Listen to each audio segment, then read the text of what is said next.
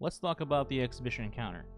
This encounter, for most people, is probably the most annoying one in the entire raid for Master VOW, and a lot of people just avoid doing it just because they seemingly just think it's unfair and impossible. And I'm just here to tell people that is not correct. I'm not saying it's an easy encounter, don't get me wrong, but I'm saying a lot of people do very, very blatant mistakes, and then they cost themselves a nice clean run and a much faster clear than they can have. And I'm just kind of here to dispel that and also tell people a few tips that you could do to make things way easier. So first off, number one, obviously communication. You can't just go in here and stay quiet the entire time. It's literally all about communication. I need to cleanse. Champion spawns here. This kind of champion spawns there, etc., etc. So number one, don't go in here without a mic, or you know what I mean, like just don't stay on mute the entire time. It's something very simple, but a lot of people just seem to ignore this. Number two, and this one's gonna offend a lot of people, but I don't care because it's true. Don't use rockets. Yes, that includes Galahorn. Galahorn is not good for this. I'm sure people are already typing on your keyboard, "You're such a idiot. You didn't even play Destiny 1. Listen. First of all, you don't need rockets to clear trash mobs. If you need rockets to clear trash mobs, I don't know, what are you doing? Why are you in a Master VOW? Second of all, oh yes, there's solar shields though. It clears solar shields. Yes, I'm aware there's solar shields. You know what else can clear solar shields? Literally any solar weapon that can break their shields. Okay? And the most important part as to why you should not use a rocket is you will kill yourself several times.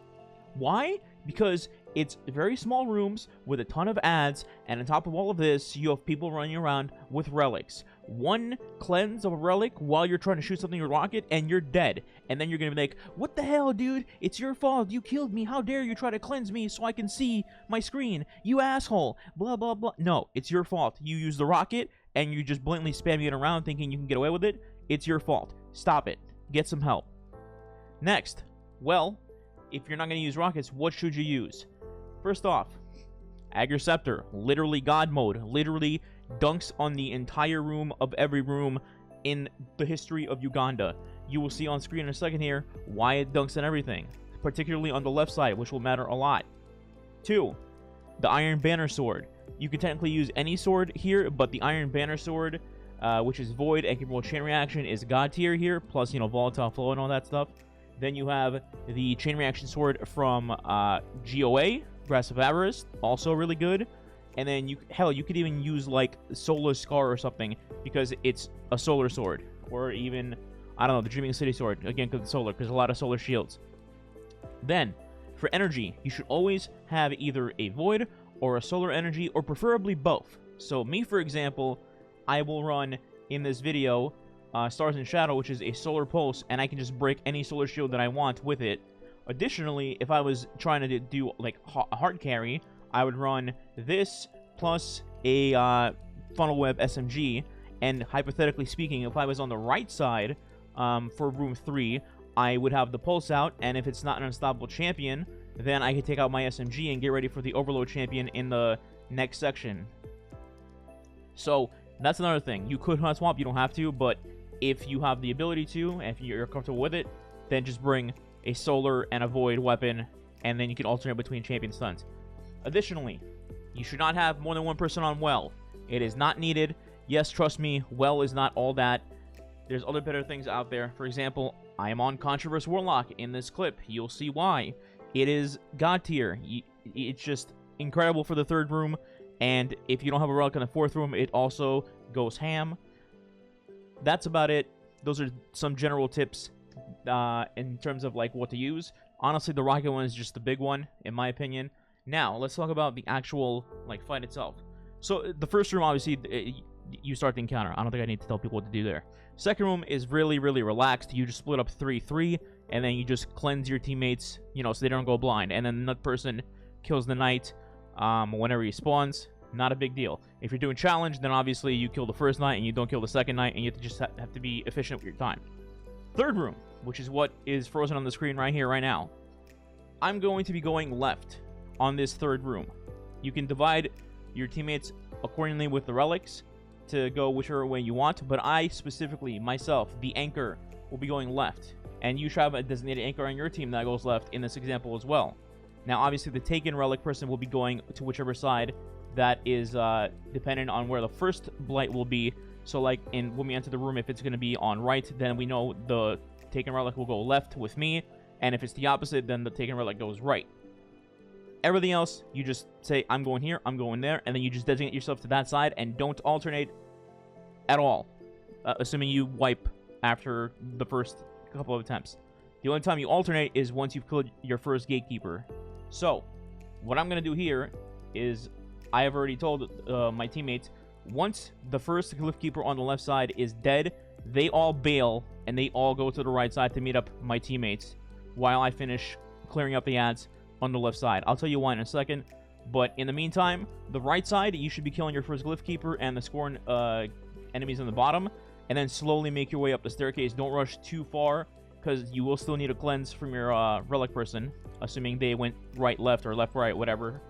And then also there might be an overload champion upstairs. This is where a hot swap comes in handy if you were on a pulse.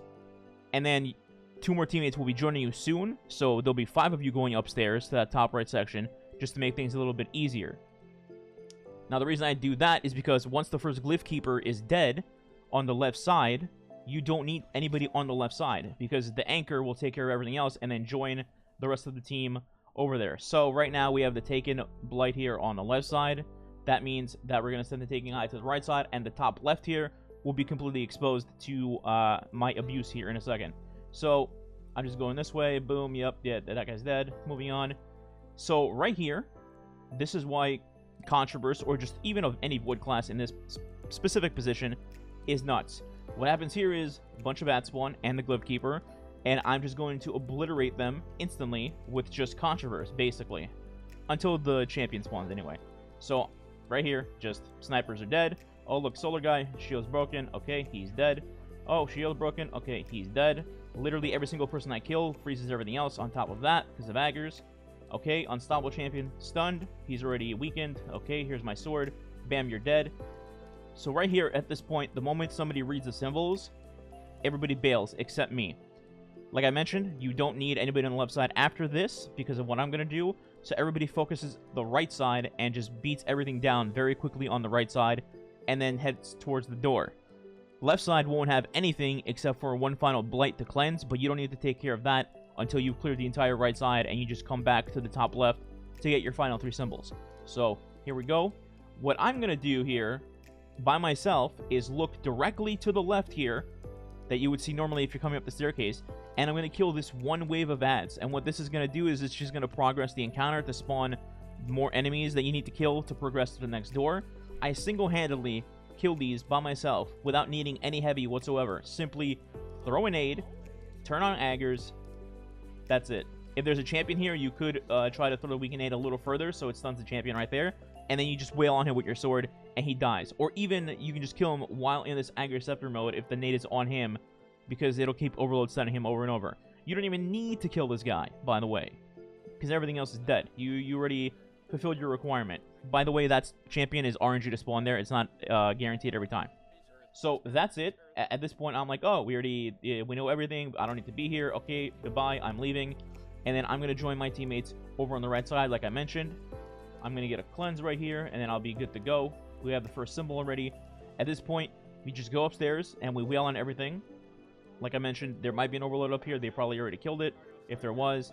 And then at this point, I'm just going to aggers everything. I'm going to throw nades. Nothing crazy. No rockets needed. That's it. Oh, we have a symbol. Okay, we technically don't even need to kill the rest of these anymore. Then we move on to the left side, and then you just go Controverse or Tether, blah, blah, blah. Just give your relic guy cover so he can go slam what is it called? The Taken Blight, if it's here on the top left. Again, it might not be. And then that's literally it. Just kill the Glyph Keeper, and you comfortably get this room done. We haven't even killed the second night yet. Like, needless to say, you have plenty of time. Hell, my teammates on the right side didn't even kill the snipers. So, that's it. You just be like, oh, number this, number that. Okay, so, yeah. That's really all there is to tell about this room. If you do it this way, it's nice and relaxing and easy. See, we still have 47 seconds now because we just killed the knight. and then you just call out the symbols nice and calmly. Be like, ah, it's this, it's that. Boom. Yep, go in. Yep, okay, easy. So the final room is going to be very similar to room 3. You divide your teammates accordingly as normal, like you normally would for this encounter. The only difference here is you go to each section and try to kill your glyph keepers as fast as possible. And the only thing you'll be doing once you do this is just immediately run to the end. Immediately just run to the end door. The only thing you should take care of outside of just killing the 2 rooms, so like this is left room and then the opposite right room, the only thing you should worry about besides this is killing some Scorn like stragglers on the left side that are just kind of hanging out on the platforms. If you kill them, then that triggers the glyph keepers to spawn on the left side. The right side should already have their glyph keeper up, because when we go to the end door, we're killing all the ads that spawn by there, thus spawning that glyph keeper. And that's literally it. You just go to the end, you sit there. Now remember when I mentioned that having 2 wells is not worth it? Well, having 1 well for this particular one instance is really good, because when you go to the end door, you just drop a well back there, and then your entire team can just sit in that well and kill all the ads. Nice and simple, very easy, very relaxed, and that's it. You just get it done. See, we have 50 seconds now, and we're towards the end door, very casually, not even coordinated. And then if I see that the glyph keeper on the left has not spawned yet, then I'll walk back there to kill a couple of Scorn to make him spawn. And then once that's done, well, actually you can see he already spawned, so we did take care of that actually. So as soon as I get my controversy here, I'm going to throw it on him. Bam. And then we kill him. And once we kill him, we know the symbols. And then it's done. Like I said, this is not even a good run. This is a scuffed run. But we still have plenty of time. We already got the call out. I already know what it is. I shoot it. Bam. We're done. Go in. GG. Nice and simple. That's all it takes. Nice and easy. No rockets needed. No killing yourself into your own relic. Blah, blah, blah. You get it done. And that's it. Now, I'm not saying you guys have to use 6 Aggers to get this done. That's not the case at all.